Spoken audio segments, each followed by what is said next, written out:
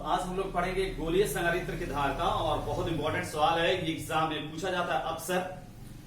तो गोलीय संधारित्र यानी कि जो गोले के आकार का होता है, और आपको हमने बताया होंगे गोलीय संधारित्र, बेलनाकार संधारित्र, समानांतर प्लेट संधारित्र।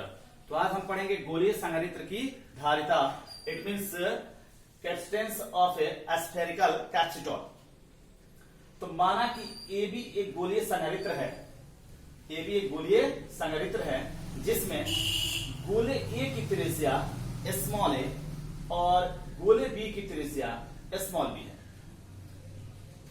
गोले ए को प्लस क्यू आवेश से आवेशित करते हैं, तो यह आवेश इसके सभी पृष्ठों पर समान रूप से फैल जाता है और इस आवेश के कारण गोले बी के आंतरिक पृष्ठ पर माइनस क्यू आवेश उत्पन्न होता है और इसके बाह्य पृष्ठ पर ये प्लस क्यू, और गोले बी को अर्थित कर दिया है, मतलब भूगृहित, यानी इसको हम लिखे यहाँ पे कर दिया जाता है। अब दोनों गोले पर हम निकालेंगे विद्युतीय विभव और तब उसके बाद उसकी धारिता। तो इसलिए गोले ए पर प्लस क्यू आवेश के कारण विभव, तो ध्यान देंगे V equal to 1/4 epsilon naught into Q upon R ये होता है। तो ये पहला गोला है, तो इसलिए हम लिखते हैं V1 और V1 equal to 1/4 pi epsilon naught Q, तो प्लस Q है तो प्लस Q लिख देंगे।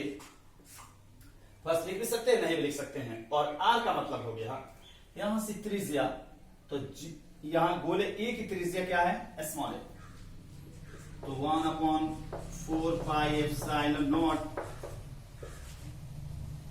प्लस लिख भी सकते हैं और नहीं भी लिख सकते हैं, यानी इसलिए V1 equation number first.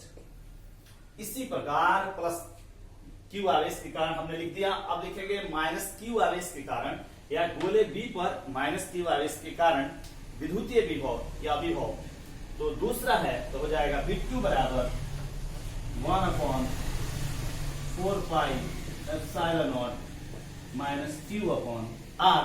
R का मतलब इसकी हो गया त्रिज्या, तो इसकी त्रिज्या क्या है, B है, तो B लिख देंगे। इसलिए गोले A पर परिणामी विभव यानी V इक्वल टू, दोनों को जोड़ देंगे, ये इक्वेशन नंबर फर्स्ट है ना, ये फर्स्ट है और ये सेकंड, तो दोनों समीकरणों को जोड़ देते हैं, यानी परिणामी विभव V बराबर V1 प्लस V2। तो ये हम देखेंगे V1 का मान कितना है, 1/4 pi epsilon naught Q upon A, तो 1/4 pi epsilon naught into Q upon A plus B यानी V2 के लिए 1/4 pi epsilon not minus Q upon B। दोनों में क्या कॉमन है दिखाई दे रहा है आपको, दोनों में common 1/4 pi epsilon not, 1/4 pi epsilon naught Q, तो दोनों में हम कॉमन लेते हैं 1/4 pi epsilon naught into Q, तो यहां पे बस जाएगा 1/A minus 1/B, plus minus minus LCM निकालेंगे लघुत्तम, तो बता सकते हैं ये हो जाएगा AB, यहां पे हो गया B माइनस A, और ये किसका मान है, V का। सॉल्व कर सकते हैं या नहीं भी कर सकते हैं। अब हमको क्या निकालना है, धारिता, इसलिए परिणामी धारिता C बराबर, तो C बराबर होने पड़े है किसी संधारित्र को दिया गया आवेश और उसके हुए विभव में वृद्धि के अनुपात को संधारित्र की धारिता कहते हैं, यहां से equal to Q by V, Q by V या प्लेटों के बीच का विभव अंतर। तो C वैसे ही रहेगा और Q V के बदले में कितना रख देंगे, 1/4 pi epsilon naught into Q into B minus A divided by AB।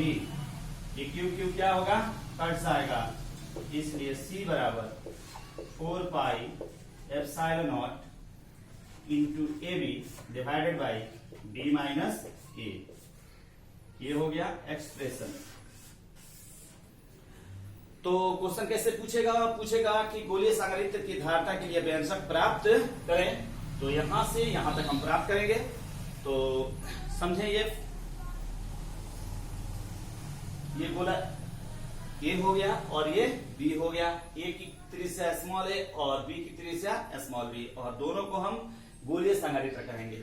यानी कि ए भी एक गोलीय संधारित्र है जिसमें गोले ए की त्रिज्या स्मॉल है और गोले बी की त्रिज्या स्मॉल बी है। गोले ए को प्लस क्यू आवेश से आवेशित करते हैं तो आवेश इसके सभी पृष्ठों पर समान रूप से फैल जाता है और बी पर माइनस क्यू आवेश उत्पन्न होता है, और इसे अर्थित कर दिए है। और ये V1 बराबर और ये V2 बराबर, दोनों समीकरण को जोड़ दिए और इससे धारिता निकालें। चलिए नोट करें ये